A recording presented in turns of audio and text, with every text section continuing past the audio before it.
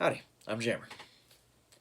So, at the time of this taping, it is December 27th, 2020, which means I only have 3 days left of this wretched year. Here's hoping that 2021 will be much better, or at the very least, a little bit more tolerable.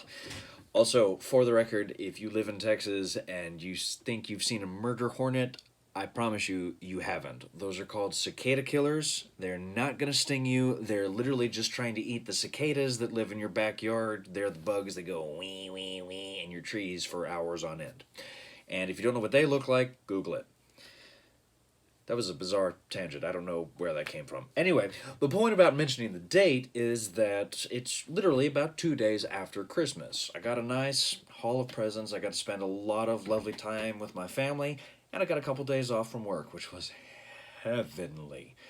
And naturally, the post-Christmas celebration is usually, or the post-Christmas tradition is to show off all the cool swag that you got. At least that's kind of what you do when you're a kid, or at least sometimes that's what I did when I was a kid.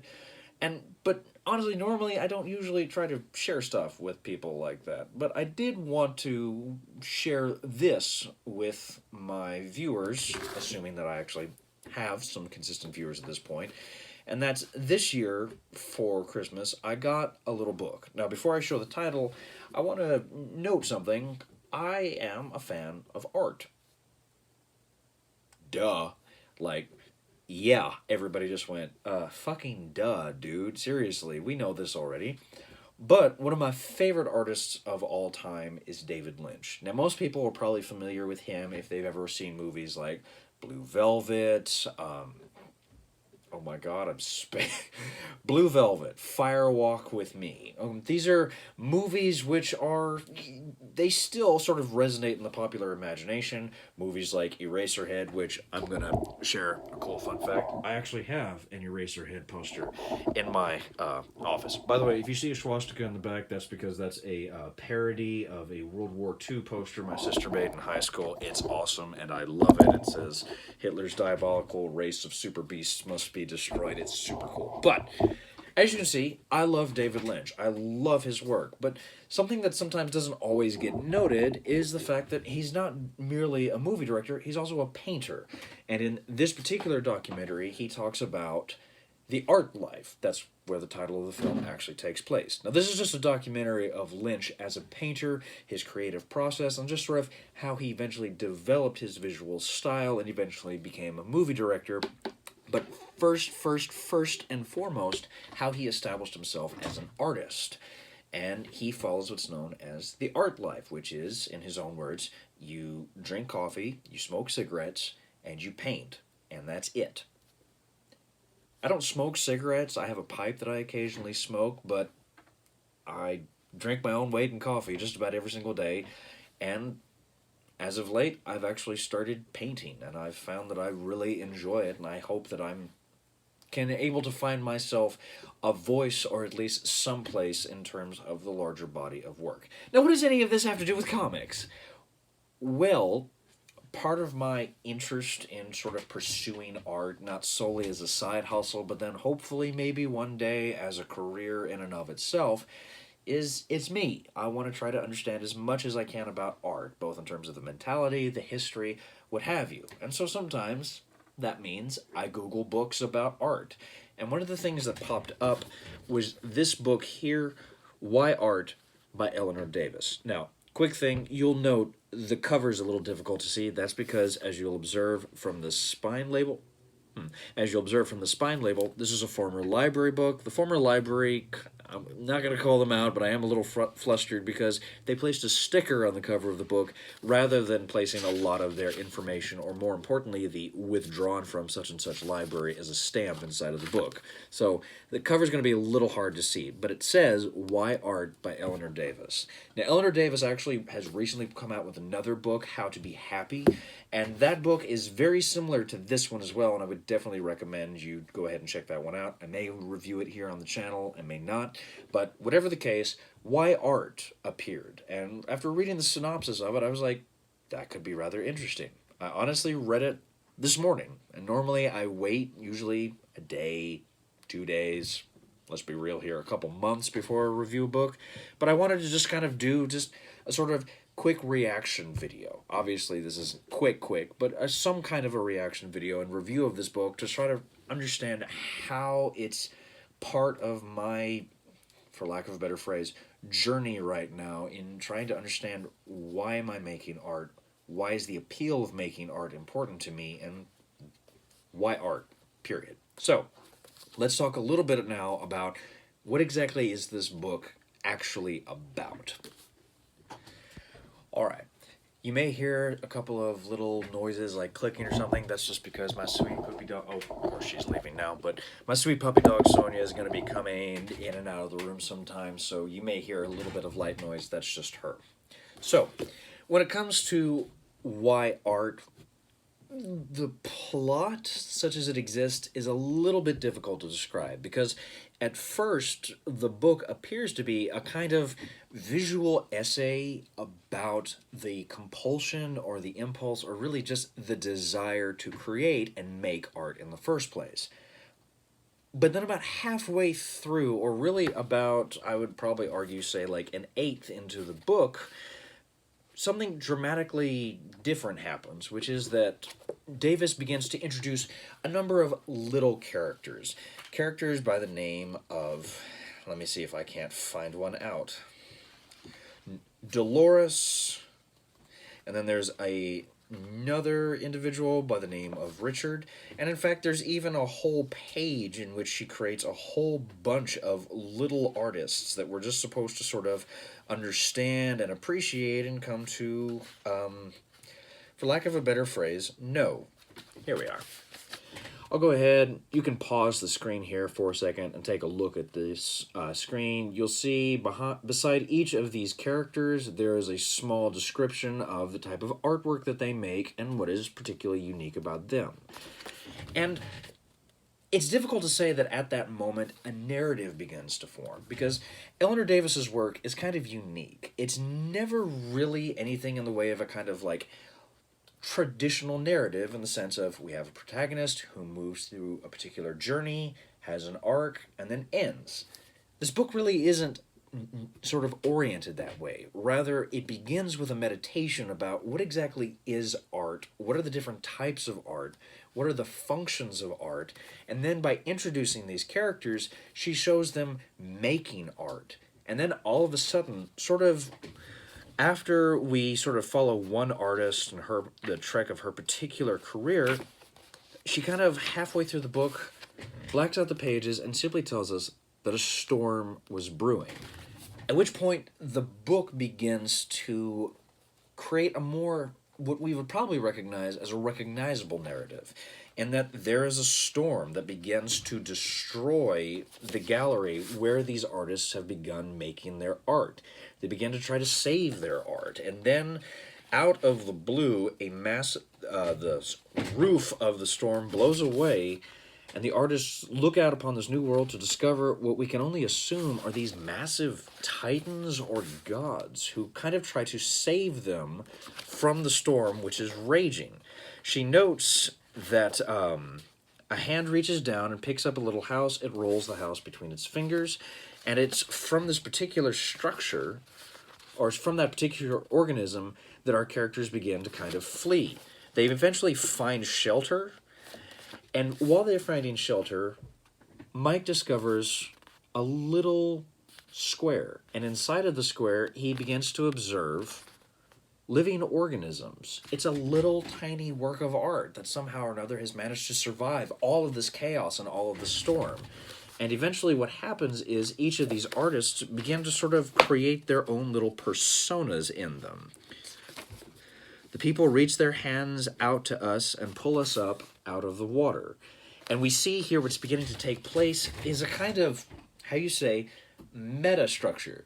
At once, these artists begin creating little artist versions of themselves, and these little artist versions of themselves become ways for them to kind of find solace from the storm which has destroyed all of their art and their homes and their lives. And we begin to follow these little characters, and as she notes here, in one particular passage, Then we make the gallery we had been in out of pieces of paper and grass and string and the remains of our old wrecked up artworks. We make tables and bathrooms and cheese plates and plinths and folding chairs and everything else. We put ourselves in it and let ourselves walk around, and then in a very careful note, our unruined lives. And at that moment, it kind of becomes full circle. Because at the very beginning of the book, she observes that one of the functions of art is to kind of try to escape. It's a way of sort of finding a new way of creating ourselves from the sort of chaos that is our life. Hey, Sonia. But at the same time, another function of art is to sort of recognize something that we don't particularly care for. As she notes in one passage, there are other artworks that are meant to remind the audience of things we'd rather forget, things so awful they shouldn't be true. And one of the interesting things about this passage, and I'll get into this a little more when I discuss formal aspect, is she uses the art that we would prefer not to discuss, or not art that we really wouldn't prefer to recognize as a single black square, eventually reaching out and covering the page and say, many people try hard to not look at this sort of artwork. And one of the interesting things in terms of the content of this book is that these artists create this small little world where they can create art and hopefully make something out of this chaos and this bedlam. And while they're making these new little structures, the gods come down again, rip them out of their little hole, their little shelter, and they say, show us how to be brave. And at that moment, the artists are reminded then, show us how to save ourselves. The artists stand up, and we think perhaps maybe something great and profound will be said, but instead, we're greeted with solid black. What's interesting, again, about the story to me, or not again, what's interesting to me about the content of this story, such as it is that it's a very meta-driven story. It's effectively art about art. It's a story about story and why stories exist in the first place. And the fact of the matter is, there isn't one solid message here. Like, I would forewarn somebody approaching this book, you're going to have to really dig. This is an introspective book. It's a book that's really designed, or it's a story that's designed to challenge you and make you wonder, okay, what is she trying to say? And in all likelihood, you'll probably have to read this book one or two times before you come down to your own real conclusion. Or at the very least, you'll have to think about it a little bit. The content of this story, such as it is it's just trying to explore an idea by offering an idea and then basically kind of trying to wrap a story around it before then bringing the core of the idea back, which is, why do we make art? We're trying to do something. What that something is, I don't know. We're either trying to find an escape from the things in life that we would prefer not to recognize. Sometimes we're just trying to make money from our art so that we can continue living. Sometimes we make art because it's fun. But whatever the case, each of us has a reason for finding art. And the difficulty can then be, how do I make art in a way that is personally satisfying? So that is, as best as I can tell you, the content of this book. Again, one of the difficulties with this book in terms of describing what exactly it's, air quote, about, is that it's not necessarily about one thing in particular. There is a story, but there's also around it an idea. And so when we discuss the content of Eleanor Davis's Why Art, we're talking about a book which is really more designed to get the reader to stop and think and ask questions, and then more importantly, find answers to the questions that they're asking themselves while reading this little book. So with that lovely conclusion at hand, let's talk a little bit why, formally, I think Why Art is definitely worth your time, and why I think it contributes something wonderful to the medium of comics. Okay, so, again, when we talking about Why Art by Eleanor Davis, we're not talking about a straight narrative. We're talking about something which is trying to sort of explore a facet of human existence, which is the fact that we are, as a species, just as a culture, as a people, compelled to make things. And it's in the process of making things and sort of creating new experiences and objects and materials that we're trying to sort of find something within ourselves that's personally satisfying. I'm going to grab it before she turns away. Hey, Sonia, say hi. Okay, she's camera shy. But it's important to recognize that this book, while not seeming so on the surface, is in fact a comic book. Eleanor Davis's work is rather unique in the fact that its structure is very loose. This book is not really designed the way most traditional comic books are. In fact, you can see just about every single page is devoid of the panel structure. Effectively, what we're looking at here is a series of individual panels that form a larger collective. And again, it's important to recognize that when we're talking about comics, we have to fall back, again, upon our lovely friend Mr. McLeod here, who gave us that nice little definition of comics. It may not seem at first like a series of individual pages or comics, but as he notes, comics are juxtaposed pictorial and other images in a deliberate sequence. And so when we look at this book, we have that exact definition. Looking at this art style, it's very simple and it's very basic, but we have juxtaposed pictorial images in a deliberate sequence, because we begin with small little meditations about what art is. We see the play of a blank page against a page that has a little bit of minimal detail, and then follows that up with a page that is loaded with imagery. And I'm not really going to, sort of fall back upon the traditional way I deconstruct these books, because this book is weird in terms of its structure. It's not a traditional comic by any means. And that's why I think it's cool. What's really fun about this book is recognizing that each one of these pages, each one of these small selections of the story is in effect its own panel. And so something is sort of building over time, and I'm able to sort of break free from the traditional comics format. Sometimes books like this can come across as a tad kitsch, because there have been in recent years a series of books that I'm not going to call anybody out here, but we sort of recognize them for what they are. They're sort of series of small meditations and vignettes that don't really seem connected, but somehow manage to create an overall whole. And while sometimes books like that can be a bit kitsch, what's interesting about Eleanor Davis's art is, again, she uses the right formal elements to keep her ideas progressing along, so that the reader is sort of exploring these questions and asking themselves these questions, and at the same time using the simplicity, or at least in my opinion, the seeming simplicity of the artwork to really build up the question that she's asking. Why art? Why do we make art?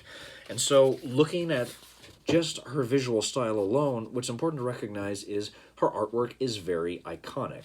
Now, when we talk about icon, remember we're talking about icon in terms of the most basic of structures. These characters are not photorealistic by any means. For the most part, they tend to be just squiggles with a little bit of lines to indicate their faces. That woman there who's sort of scowling at the reader could potentially be anybody who has a sort of traditional feminine perspective.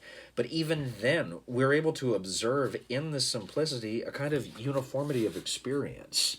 She allows these very basic characters to sort of very vaguely resemble life, while also managing to help us recognize life for what it is. In these particular two-page sections, we observe how this simplicity can, in effect, be... I'm kind of struggling here to find the right words here. Simplicity is, at times, complex. And I know that sounds like a ridiculous platitude, but if we look at the passage that I just showed you here, she's observing an aspect of art, and she says, for some artworks, the response goes beyond an intellectual one. Oh, this artwork is about me. The artist has never met me, but here I am, they will show me exactly. Here I am, my house, my cats, my heart. This character is projecting themselves upon an extraordinarily simple sculptural design. We've all seen something like this in an art museum. It's a blob. It's made out of concrete or steel or bronze or, plaster. But nevertheless, there's such a basic simplicity of the form, we're able to project whatever we want onto it because it's a shape and people can imagine, much like clouds, whatever shape they want to see. And at the same time, I think what's really great here is that Davis is kind of pointing out something through her visual style as well of, oh, look, this character is looking at this blob and going, oh, that's me. This artist has never met me, but they represent me perfectly. And yet, if we look at this face, if we look at her body, somebody out there is going to look at this little scene and go, oh, that's me. OMG. Oh, LOL. That's totally me. Or if I may briefly quote the Vine, I do that. God, I'm old. Anyway, and at the same time, she's kind of pointing out that while it's funny from afar to observe that, at the same time, what's uniform and really beautiful about art is that while we can sometimes project ourselves upon art, we have to remember that other people are projecting themselves upon art. And that sometimes when we see other people sort of projecting the way we project, we may not necessarily want to see that because the artwork is highly personal, or our reaction to the artwork is highly personal. In terms of the rest of the story, like I said, it moves away from the sort of pure idea realm into a larger narrative. We see these groups of artists sort of undergoing this massive catastrophe in which these gigantic beings and organisms are effectively not necessarily destroying the world, but sort of creating a disruption to it. And in that disruption, these characters turn to artwork. And one of the things that's really interesting here is that while at first the early parts of the books are very broad and general and simplistic and iconic, as the story progresses, she fills in far more detail. You'll note we get one little page like this. It's pretty empty. There's a single word. And then we get this gorgeous little 2-page spread in which we observe that what we're seeing here is what the artists are seeing. They're effectively looking down at this little artwork and observing a new world, a new realm of possibility. And there's kind of, again, a meta effect taking place. Because if we look at this book, and I'll put it up to my face in perspective, it's not a big one.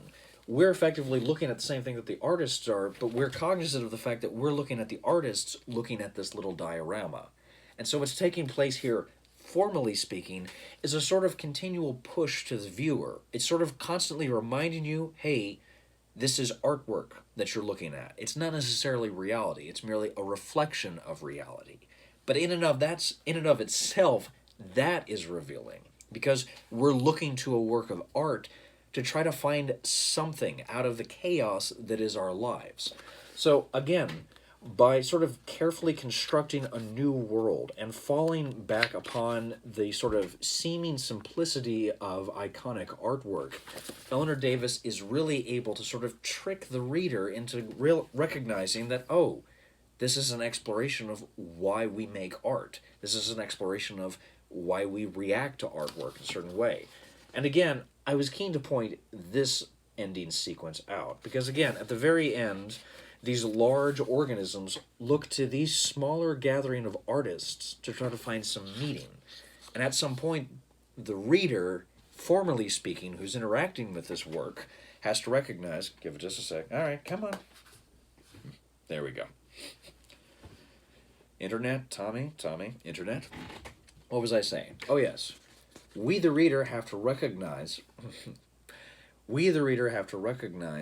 that we, like these sort of godlike titans, are looking to these smaller artists as a way of explaining the world to us, trying to give us hope, trying to give us strength. But when we look at these artists, they don't seem like they're terribly competent. They don't seem like they have all the answers. They're people who are just trying to make it in life and find their own answers to the exact same questions that we are. And again, they were looking to their own artwork, the figures in those small dioramas, to find the meaning of existence, or at least to try to find some distraction from the chaos that is their world. And so at a certain point, we begin to realize at some moment, the thing that we want very much to find ourselves looking away from is the reality all along. That we can look to art as a means of escaping our reality temporarily or explaining our reality, but it's never going to be a clear and concise image. And that, again, is conveyed formally through this solid black and through the execution of these formal elements. Why Art is a book that from afar looks really simple, but in my mind it's formally speaking, probably one of the best explorations of the artistic impulse. We as a society make art. either as a means of just distracting ourselves or inspiring ourselves or simply just trying to find something personally satisfying in it. And one of the pitfalls of art is that while it can be a tremendous relief and a great avenue for expression, it's not always going to be what we need it to be. But then, if I can offer maybe a more hopeful expression at the same time, realizing that art is limited in its ability to help us in our day to day life sort of strengthens its social function and its importance in our society all the more. Because it's by reading art, it's by making art that we're able to remember again that we're people, that we don't have all the answers, and that reality can be confusing and chaotic and often unfair. But even if it's just in the small act of creating a little thing, we're able to find some sort of solace in this reality. Okay, I'm going to end that formal analysis there. Let's do the final hurrah and then call it a day. Whew. Okay. Why Art by Eleanor Davis. And also, before you ask, yes, Tommy is still on my lap. He is purring away. He is quite comfortable, so he'll probably be here until the very end of the video. So, Why Art by Eleanor Davis. It's a good book. I mean, I got it for Christmas because it had the word art in the title and it was about artists, and somehow or another it managed to sort of reaffirm to me what was really sort of established again in David Lynch's The Art Life, which is that when it comes to making art, you drink coffee and you paint, and that's it. But at the same time, I'm going to disagree with Lynch just a little bit, because what's important about this book is not simply the act of creating. Rather, what's sort of important about the story is the impact that that creation gives us, and more importantly, what that pattern reveals to us about humanity. The content of the story, like I said, is really just a question. Why do we make art? And then, at the same time, why do we look at art? And so in this way, the story is largely served for the purpose of sort of exploring the intellectual ideas of what is art, why do we make it, what does it actually give to us as a species, as a society, as a culture, what have you. And then, formally speaking, what's really wonderful about this comic is it's something new and different. It doesn't look like a traditional comic book because it isn't a traditional comic book.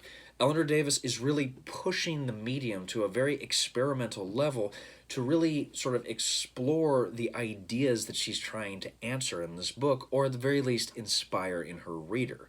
And so when we look, or when we approach Why Art, we have to recognize that this is not necessarily a straightforward story. There is a story in this book. It's just largely at the benefit, or excuse me, largely designed to sort of enhance the question that she's asking in the very title, which is, again, as always, why art? And as for that question, I don't know. Like I said, as of this taping, I've begun drawing more and more. I've actually begun painting, and if it wasn't subtle enough, I actually decided to include one of the paintings that I recently finished. This is my first acrylic painting on canvas in years, and is it wonderful and great? It's an art, you know. I'm happy with it. I'm satisfied with it. It gave me what I wanted and what I need to do, and I want to keep making more of it.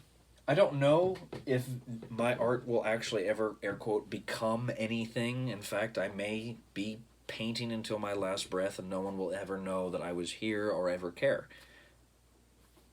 But that's okay, because I just want to make art because it makes me happy and I enjoy it. And so in that way, I suppose I've already figured out why art in the first place. And so looking at this book in relation to art, and particularly in relation to comics, we as readers have to sort of appreciate a book like this because it asks us to find our own answer to the question. For my own part, it's because personally I'm fulfilled by making art. I enjoy it. Part of it may be that I just gravitated to art in the wake of my divorce, but at the same time I was drawing and painting long before I got married. It's just something that's part of my life and part of my existence, and I hope I continue to make art. So if you're interested in reading this book, I can't say enough about it. Check it out. It's wonderful. It's worth your time. All right. I'm going to call it a day there. Thank you so much for watching. Thank you for the indulgence of letting me show off my cool artwork. Cool in air quotes. As for Eleanor Davis's book, it is a small book, and you'll note here it is a Fantagraphics book, which means it's going to be a little more difficult to track down, largely because Fantagraphics is not a major comics publisher like DC, or that other one begins with a upside down W or something like that. Anyway, this book was not serialized in small individual comic books. It's a contained whole. It's a graphic novel. So, if you're interested in this book, go to your local comic book shop. They probably have a section because Fantagraphics is sort of steadily gaining more and more recognition as a publisher. So, check it out. Your local comic book shop might have a copy of it. If they do not, just talk to the owner or talk to the cashier. They can probably put it on order for you. Also, never forget, you live in a nation and a world that believes in public libraries. So check out your local public library. They may have a copy of this book, and if they don't, they can probably almost certainly get it to you through an interlibrary loan. Thank you so much for watching. I tremendously appreciate it. Please like, share, and subscribe, all that jazz. It helps me know that you're liking these videos, that you want to see more, or at the very least that you want to see more of my cute kitty cat Tommy. Isn't he adorable? Say hi, Tommy. Okay, he's shy. Anyway, yes, please do all that jazz because it helps me. Also, please note in the description section below, I'm going to post a link to my Linktree and or my Patreon account. That's where you'll find links to my Instagram account where all of my paintings and drawings are located. And then also, there's a Patreon to help me with my painting and my drawing and this channel. I only have a $1 tier, so if you can part with $1 this month or every month for the next year, I would tremendously appreciate it because paints are expensive, really, really expensive. And Lord, I work on a library, so you can tell I'm broke enough already. So if you've got a couple pennies in your pocket you don't mind losing, send them my way because I would appreciate it, but never any pressure, okay? At the very least, consider it as this. It'll help Tommy afford good cat food this month. Anyways, thank you so much for watching. I tremendously appreciate it. Go read some comics.